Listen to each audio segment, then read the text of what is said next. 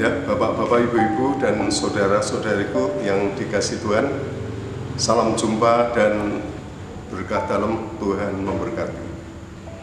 Saya Roman Antonius Wahadi dari Gereja Katolik Kristus Raja Bajiro yang ingin mengajak Anda sekalian untuk berhenti sejenak dari kesibukan Anda.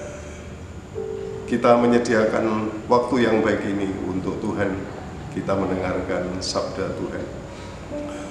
Akan saya bacakan terlebih dahulu Injil Santo Matius bab 17 ayat 10 sampai dengan ayat 13.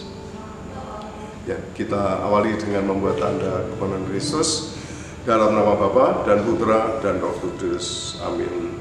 Ya Tuhan beserta kita sekarang dan selama-lamanya. Inilah Injil Yesus Kristus menurut Santo Matius. Dimuliakanlah Tuhan.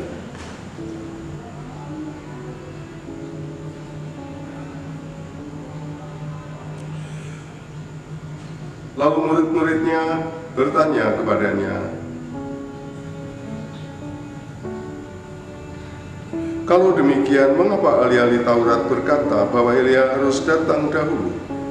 Jawab Yesus, "Memang Elia akan datang dan memulihkan segala sesuatu.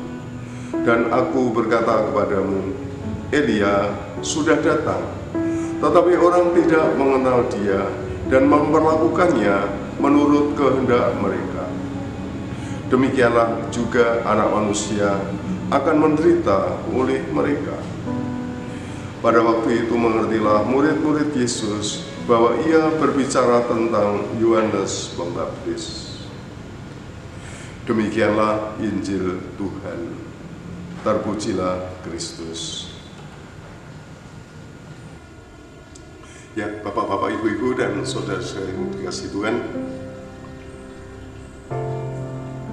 kedatangan Yesus di tengah-tengah kita dengan karya, dengan kesengsaraannya, dengan kematiannya, dengan kebangkitannya adalah untuk memulihkan segala sesuatu di dalam kehidupan ini.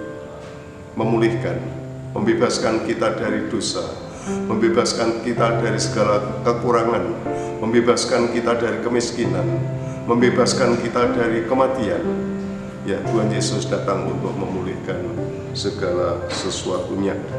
Dan itulah yang digambarkan oleh Tuhan Yesus dengan pribadi Elia yang tadi dikatakan, memang Elia akan datang dan memulihkan segala sesuatu. Tuhan menyebut Nabi Elia untuk menggambarkan dirinya sendiri.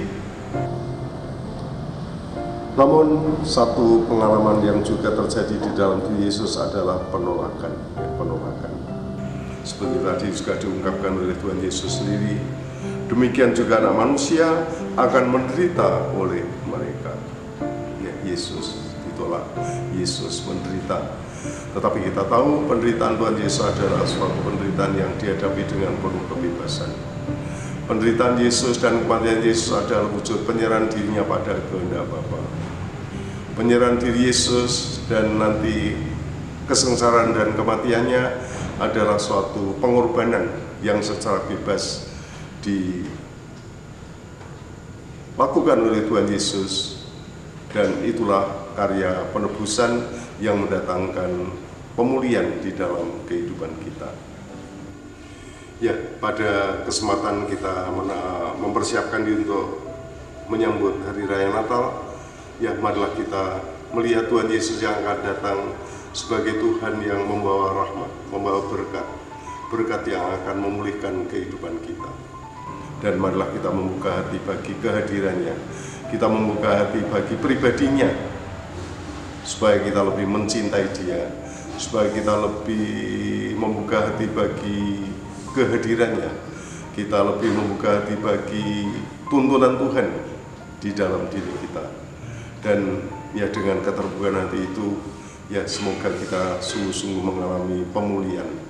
Hidup kita dipulihkan, hidup kita semakin disejahterakan, hidup kita semakin disempurnakan.